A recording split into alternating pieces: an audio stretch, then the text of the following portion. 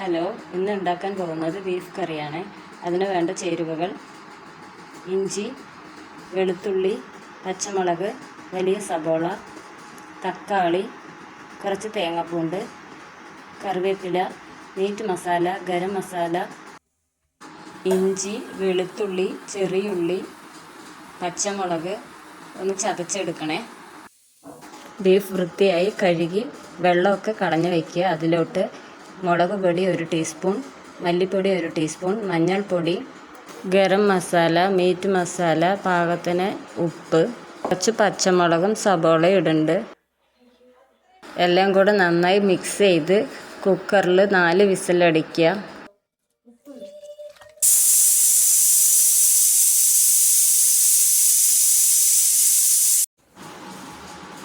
ഞങ്ങൾ 4 വിസിലാണ് ഇട്ടത്. ബീഫ് നന്നായി വെന്തിട്ടുണ്ട്. അടുപ്പ് കത്തിച്ച് ചട്ടി നന്നായി ചൂടായ ശേഷം എണ്ണ ഒഴിക്കുക. എണ്ണ നന്നായി ചൂടായ ശേഷം അതിലോട്ട് നമ്മൾ കുനുകുന നിറഞ്ഞ തേങ്ങക്കൊത്തിട്ടു. തേങ്ങ നന്നായി ബ്രൗൺ ആവുന്നത് വരെ നന്നായി ഇളക്കി കൊടുക്കുക. ബ്രൗൺ ആയതിനു ശേഷം വെളുത്തുള്ളി പൂണ്ട് എല്ലാം കൂടെ ചതച്ചതിടുക. അത് നന്നായി ചൂടായി ഒന്ന് പച്ചമണം മാറിയ ശേഷം സബോള, പച്ചമുളക് ഇട്ട് നന്നായി ബ്രൗണിഷ് കളറാവുന്നത് വരെ ഇളക്കി നന്നായി ബ്രൗൺ കളറാവണേ. 1 ടീസ്പൂൺ പെരുംജീരകവും സാദാ ജീരകവും ഇടുക. മുളക് പൊടി, മല്ലിപ്പൊടി, മഞ്ഞൾപ്പൊടി, ഗരം മസാല, മീറ്റ് മസാല എല്ലാം ചേർത്ത് നന്നായി ഒന്ന് ചൂടാക്കി നല്ല ബ്രൗൺ കളറാകും. അതിനുശേഷം തക്കാളി ഇടുക. തക്കാളി നന്നായി ചൂടായി നന്നായി മെൽറ്റാവണ പോലെ നല്ലോണം എല്ലാം കൂടെ ഒന്ന് ചൂടാക്കി ഡ്രൈ ആക്കി എടുക്കുക.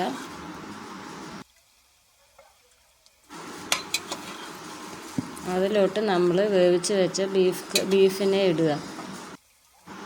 വേവിച്ച് വെച്ച ബീഫ് ഇടുക. വെള്ളത്തോടെ കൊട്ടല്ലേ, അത് മാത്രം ആദ്യം ഒന്ന് ഇട്ട് നന്നായി ഒന്ന് വരട്ടി ചുരുട്ടി എടുക്കണേ.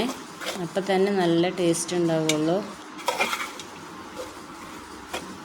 അതിനുശേഷം നന്നായി ഇളക്കി നന്നായി മിക്സ് ചെയ്യണേ.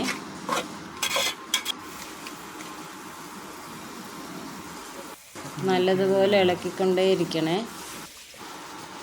നല്ലതുപോലെ ഇളക്കി റോസ്റ്റാക്കിയ ശേഷം വേവിച്ച് വെച്ച വെള്ളം ഒഴിക്കുക.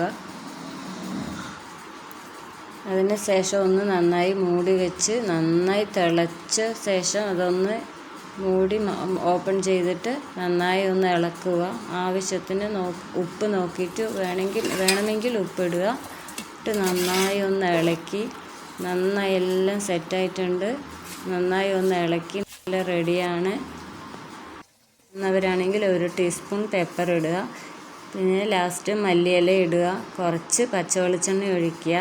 അത് നല്ല മണം കിട്ടുക. ലാസ്റ്റ് ആവുന്ന സമയത്ത് നന്നായി ഒന്ന് ഇളക്കി സെറ്റായി എല്ലാം നമ്മുടെ ബീഫ് കറി വെന്ത് കഴിഞ്ഞു. ബീഫ് കറി റെഡി ആയിട്ടിരിക്കുകയാണ്. എല്ലാവരും ഒന്ന് ട്രൈ ചെയ്ത് നോക്കണേ. Okay, thank you.